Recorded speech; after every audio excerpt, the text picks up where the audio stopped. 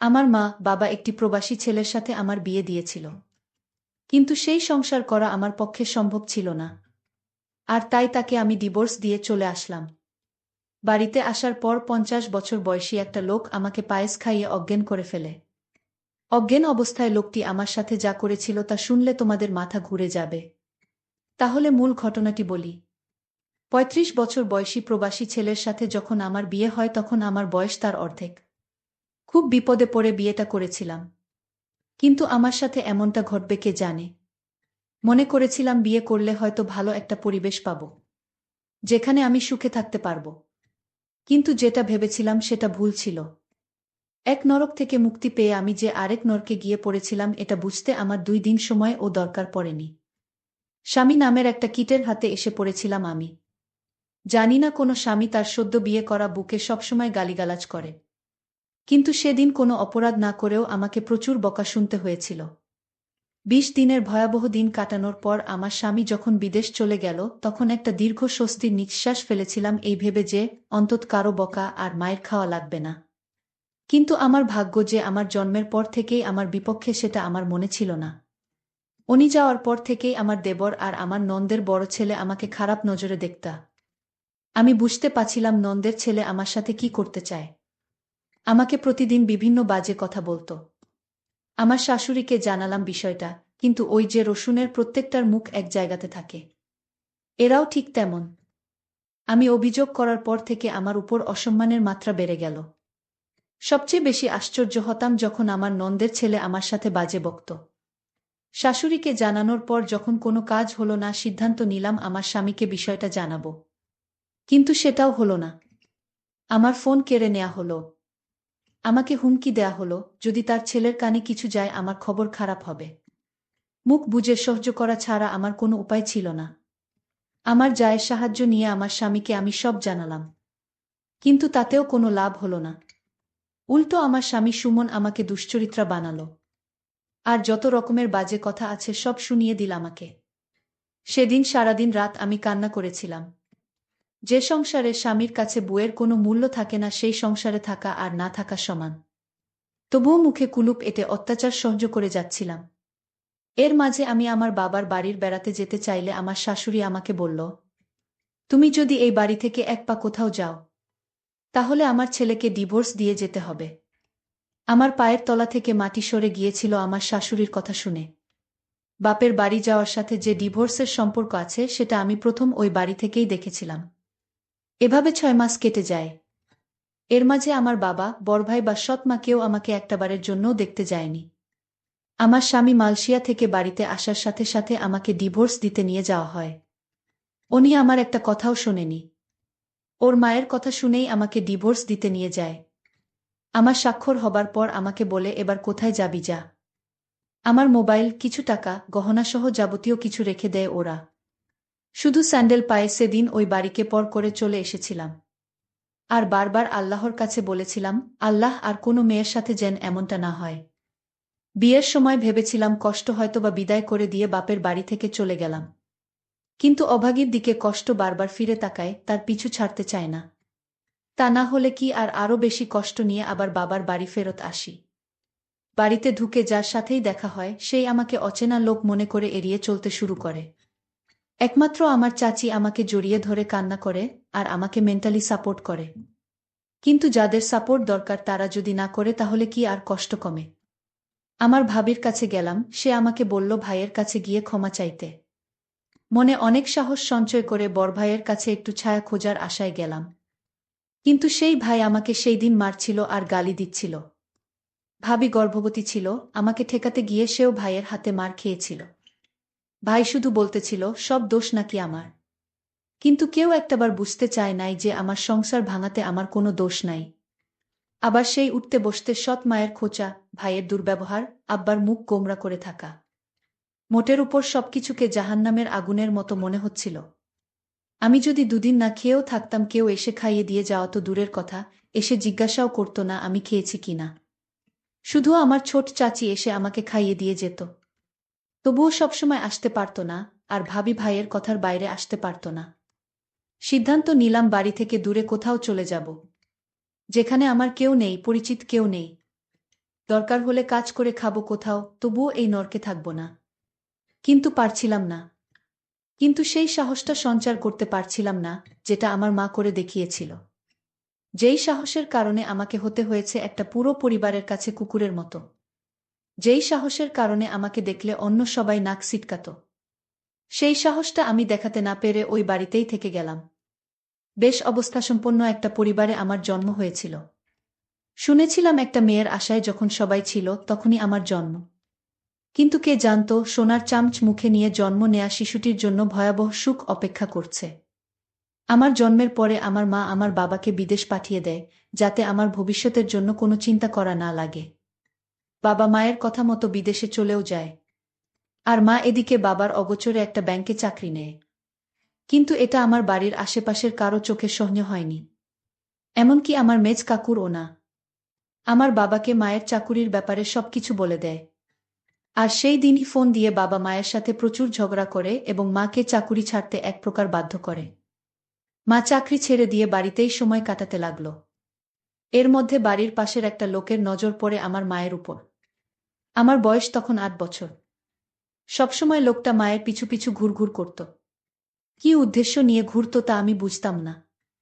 আমি শুধু মায়ের নীরবে কান্না করা দেখতাম।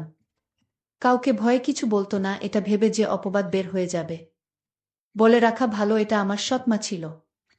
একদিকে বড় ভাইয়ের উচ্ছৃঙ্খল জীবনযাপন, অন্যদিকে ওই লোকটার জ্বালাতন মাকে দুর্বিষহ করে তুলেছিল। এর মাঝে কাটার উপর বিস্ফোরা হয়ে আসে আমার দূরসম্পর্কের খালা। সে এসে মাকে বলে যে খালু বিদেশ যাবে। কিছু টাকা লাগবে, টাকার পরিমাণ ৪ লাখের মতো। মা তার বোনের মুখের দিকে তাকিয়ে টাকা দেয়ার কথা বলে। কিন্তু সেটা আমাদের গ্রাম থেকে উচ্চ সুদে নিয়ে। আর সেই সুযোগটাকেই কাজে লাগায় ওই বদলোকটা। আমার মাকে ২ লাখ টাকা ধার দেয়। হয়তোবা ভাগ্যে এমন ছিল, দুর্ভাগ্যবশত খালু টাকা ধরা খায়। সেটাই হয়ে যায় আমার মায়ের জীবনের জন্য সবচেয়ে বড় ভুল। সুদের পরিমাণ যখন বাড়তে থাকে তখন লোকটা সারাক্ষণ মাকে বলতো টাকা না দিতে পারলে আপনার মেয়েকে আমার সাথে বিয়ে দেন। লোকটার বয়স প্রায় ৫০ হবে। আর সেই লোক কিনা আমাকে বিয়ে করতে চায়। এক কথায় পরিস্থিতির ফায়দা লুটতে থাকল।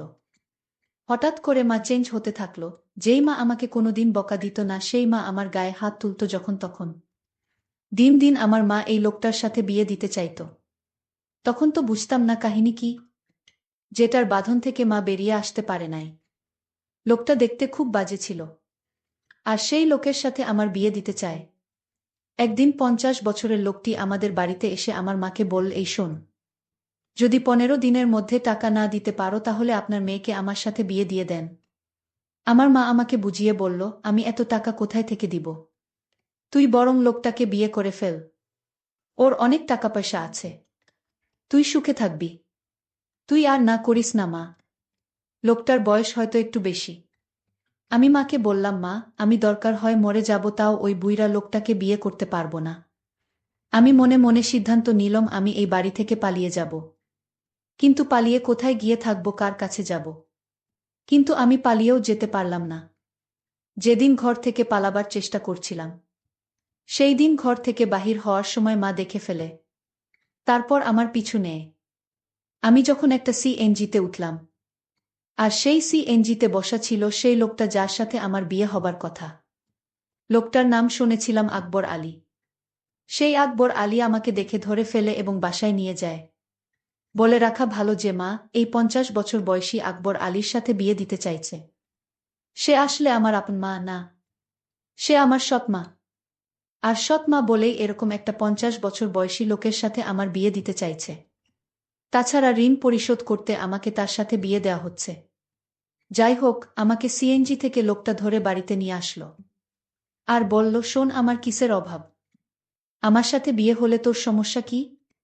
আমি লোকটিকে বললাম, দেখুন, আপনি আমার বাবার বয়সী, আপনি আমাকে এখান থেকে চলে যেতে দিন। আমি এখানে থাকব না আর আপনাকে বিয়ে করতে পারব না। দরকার হয় মরে যাবা, তাও আপনার সাথে আমার বিয়ে হবে না। লোকটি আমার কথা শুনে আমাকে জোরে একটা থাপ্পড় মেরে বলল, এই মেয়ে, কি ভাবছিস তুই? আমার টাকার কি সুতা নাই? তোর মা যদি ১ সপ্তাহের ভিতরে টাকা ফেরত না দেয় তাহলে তোর অবস্থা খুব খারাপ হয়ে যাবে। হঠাৎ লোকটির ব্যবহার পরিবর্তন হতে শুরু করল। লোকটি বলল, শোন মা, আসলে আমি ভুল করেছি। তুই আমার মেয়ের মতো। আজ যদি আমার একটা মেয়ে থাকতো তাহলে আমি কি এরকম একটি লোকের হাতে তুলে দিতে পারতাম? লোকটির পরিবর্তন দেখে আমার মনের ভিতর সন্দেহর সৃষ্টি হল। লোকটি হঠাৎ এরকম পরিবর্তন হলো কেন? এই বিষয়টা নিয়ে আমি অনেক চিন্তিত হলাম। লোকটি আমার জন্য নিজ হাতে রান্না করে আমার জন্য খাবার নিয়ে এলো। আমি বললাম, আমি খাবো না। আমাকে এখান থেকে যেতে দিন। আমি এখানে থাকতে চাই না। এখানে আমার দম বন্ধ হয়ে আসছে। আকবর আলী তখন আমায় বলল, ঠিক আছে, তুই যেখানে যেতে চাস সেইখানেই তোকে যেতে দিব, কিন্তু আজ রাতটা আমার বাসায় থেকে যা। আমি কথা দিচ্ছি কাল সকালে আমি তোকে আর আটকাবো না, আমি তোকে বিদায় দিয়ে দিব। তুই যেখানে যেতে চাস সেইখানেই যাবি। আমার মনের ভিতর আরও সন্দেহর সৃষ্টি হলো, আজ রাত থাকার কথা বলছে কেন? কি হয় জানি না। আকবর আলীর বাড়িতে কেউ নাই। আকবর আলীর বউ মারা গেছে। তার একটা ছেলে সন্তান আছে। সে বিদেশে থাকে। আকবর আলী নিজে রান্না করে, মাঝে মাঝে বোয়া এসে রান্না করে দিয়ে যায়। আকবর আলী আমাকে বলল, মা, আজ আমি তোর জন্য নিজের হাতে পায়েস রান্না করেছি। একবার খাইলে বারবার খাইতে মন চাইবে। আকবর আলীর কথা শুনে আমি কিছুটা অবাক হলাম। যেই লোকটা সুদ খায়, আর সেই লোকটা আমাকে এভাবে নিজ হাতে রান্না করে খাওয়ানোর পিছনে অবশ্যই কোনো কারণ আছে। আকবর আলী আমার জন্য পায়েস নিয়ে এসেছে আর বলছে, নে মা, খেয়ে চুপচাপ ঘুমিয়ে পড়। আর যদি তুই পায়েসটা না খাস তাহলে আমার ভীষণ কষ্ট হবে। খেয়ে নে মা, আমি কথা দিলাম কাল তুই যেখানে যেতে চাইবি ঠিক সেইখানে আমি তোকে দিয়ে আসব। তাও তুই খেয়ে নে। আকবর আলী আমায় এমনভাবে বলছিল, আমি না খেয়ে পারলাম না। আমি আকবর আলীর নিজ হাতে তৈরি করা পায়েসটুকু খেয়ে নিলাম। পায়েসটা খাওয়া ৩০ মিনিট পর আমার শরীরটা কেমন জানি করতেছিল। শরীরটা অস্থির অস্থির লাগছিল। আমার কিছুই ভালো লাগছিল না। আমার চোখে কিছুটা ঝাপসা দেখতে লাগলাম। আমার মাথাটা ঝিমঝিম করে ঘুরাচ্ছেছ। আমার কাছে মনে হচ্ছে পৃথিবীটা ঘুরতেছে। আমার এরকম অস্থির দেখে আকবর আলী জিজ্ঞেস করল, কিরে মা, কি হয়েছে তোর?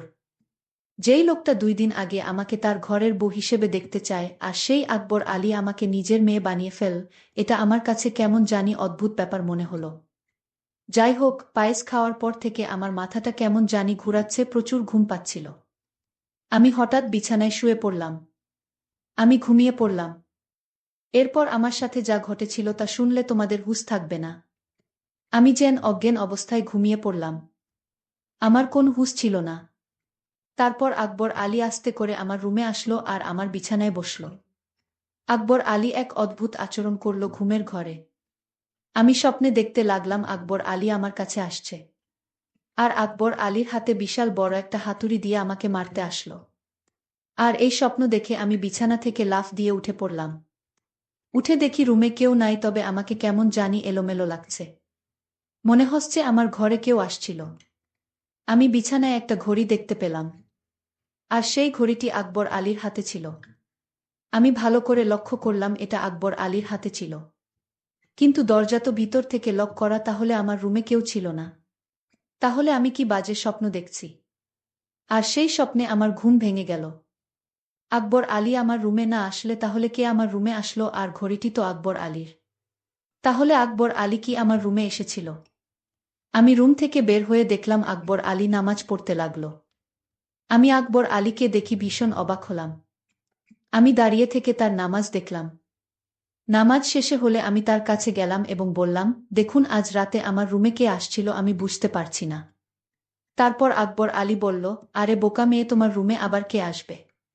তুমি হয়তো দুঃস্বপ্ন দেখছ। তাহলে আমার বিছানায় আপনার ঘড়ি কি করে এলো? কই, ঘড়ি তো আমার হাতে, তাহলে এটা কার ঘড়ি? ও বুঝেছি মা, আমার ছেলে ২টা একরকম ঘড়ি নিয়ে আসছিল বিদেশ থেকে। আর তুমি যে রুমে থেকেছ সেই রুমে আমার ছেলে থাকতো, সে হয়তো ভুল করে ঘড়িটা ফেলে রেখে চলে গেল।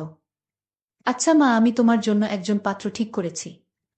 আমি তোমাকে তার সাথে তোমাকে বিয়ে দিব। তোমার মায়ের সাথেও আমার কথা হয়েছে। আমার তো কোনো মেয়ে নেই, আর আমি তোমাকে আমার মেয়ে করে নিলাম। আর তুমি গতকাল রাতে যা দেখছো সবই দুঃস্বপ্ন মা। তারপর আকবর আলী আর আমার মা আমার জন্য সেই সুমন ছেলেটিকে নির্ধারণ করল। আমি আকবর আলীকে বাবা বলে ডাকলাম। বাবা, আসলে আমি তোমাকে ভুল বুঝেছিলাম।